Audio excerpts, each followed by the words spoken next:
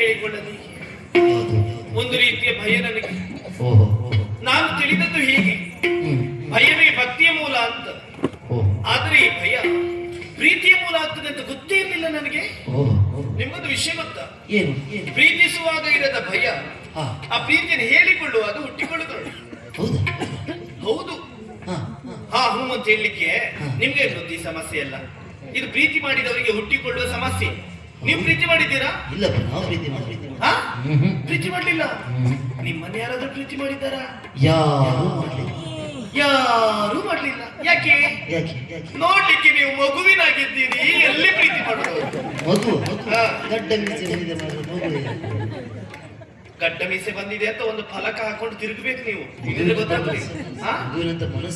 ಈ ಮನಸ್ಸಿಗೆ ಒಂದು ಚಂದದ ಇಷ್ಟುದ್ದದ ಹುಡುಗಿ ಸಿಗಲಿ, ನಾನು ಪ್ರಾರ್ಥನೆ ಮಾಡ್ತೇನೆ. ಆದ್ರೆ ನನಗೆ ಬೇಕಾದದ್ದು ಈ ಮನಸ್ಸಲ್ಲ, ಈ ಮನಸ್ಸಿನ ಕುರಿತಾದ ಯೋಚನೆಯೂ ಅಲ್ಲ. ನನ್ನ ಮನಸ್ಸು ಆ ಕಡೆ ಇದೆಯಲ್ಲ, ಅವನನ್ನೇ